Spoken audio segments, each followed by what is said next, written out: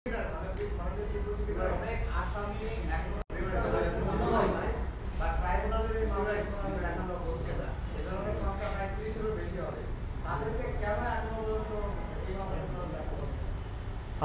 আপনাদের মাধ্যমে একটা মেসেজ দিতে চাই যে এই ট্রাইব্যুনাল কিন্তু বেছে বেছে আমরা ওয়ারেন্ট দিচ্ছি।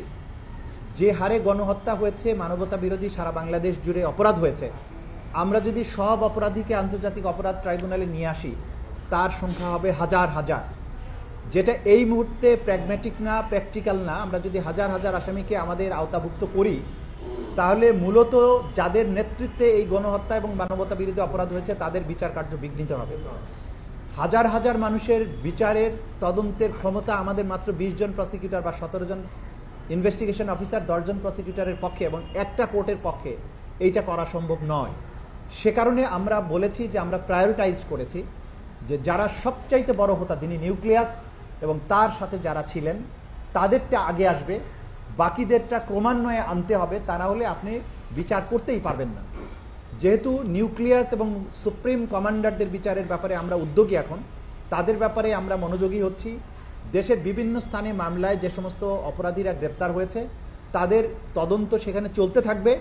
একটা নির্দিষ্ট সময়ে, উপযুক্ত সময়ে এগুলো ট্রাইব্যুনালের কাছে রেফার হবে যখন আমরা দেখব যে ওই মামলাগুলো সবগুলো মানবতা বিরোধী অপরাধ। এখন এটা রাষ্ট্রের আইন শৃঙ্খলা রক্ষাকারী বাহিনীর দায়িত্ব যে যাদের বিরুদ্ধে এরকম কগনাইজেবল অফেন্সের অভিযোগ আছে তাদের গ্রেপ্তার করে তাদেরকে বিচারের মুখোমুখি করা, তাদেরকে কারাগারে বন্দী করা। আমি আশা করব বাংলাদেশের আইন শৃঙ্খলা রক্ষাকারী বাহিনী এখন স্টেবল হয়েছেন। তারা যে সমস্ত পারপিট্রেটার্স, যারা মাঠে ময়দানে ঘুরে বেড়াচ্ছেন, আন্তর্জাতিক অপরাধ ট্রাইব্যুনাল তাদেরকে সঙ্গত কারণে সবার কাছে এখনো পৌঁছতে পারেনি, সেই সব জায়গায় আইন শৃঙ্খলা রক্ষাকারী বাহিনী তাদের দায়িত্ব পালন করবেন। এবং আমরা আরেকটা শঙ্কার কথাও বলছি, আমরা খুব সহসাই একটা পদক্ষেপ গ্রহণ করব যে এই ট্রাইব্যুনালে মানবতা বিরোধী অপরাধের ব্যাপারে যারা সাক্ষী, যারা সম্ভাব্য সাক্ষী, যারা বাদী পক্ষ, তাদেরকে অনেককেই টার্গেট কিলিংয়ের মাধ্যমে হত্যা করা হচ্ছে বলে আমরা জানতে পারছি। এই ব্যাপারে আমরা ট্রাইব্যুনালের কাছে যাওয়ার আগে আইন শৃঙ্খলা রক্ষাকারী বাহিনীকে বলবো যে এই ট্রাইব্যুনালের প্রত্যেকটি সাক্ষী আইন দ্বারা প্রোটেক্টেড। সম্ভাব্য কোনো সাক্ষীকে টার্গেট কিলিং করা, তাদেরকে সামাজিকভাবে হেয় করা, তাদের নিরাপত্তা দিতে যদি আমাদের আইন শৃঙ্খলা রক্ষাকারী বাহিনী ব্যর্থ হয় তাদের বিরুদ্ধে কিন্তু আমরা অ্যাকশনে যাব। আমরা ক্লিয়ার মেসেজ দিচ্ছি, যারা এই জুলাই আগস্টের গণহত্যা সহ মানবতা বিরোধী অপরাধের সাক্ষী, প্রত্যেকটা সাক্ষীর নিরাপত্তা নিশ্চিত করা রাষ্ট্রের প্রত্যেকটা বাহিনীর দায়িত্ব, গোয়েন্দা সংস্থা সহ।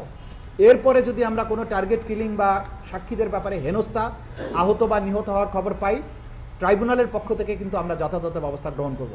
এবং বাকি সাক্ষীদেরকে আমরা আশ্বস্ত করতে চাই, আমরা আমাদের সর্বোচ্চটা দিয়ে হলেও সাক্ষীদের নিরাপত্তা আমরা নিশ্চিত করব। এই বিচার নিশ্চিত করার পথে যারা বাধা হয়ে দাঁড়াবে তাদের কাউকেই ক্ষমা করা হবে না। Thank you.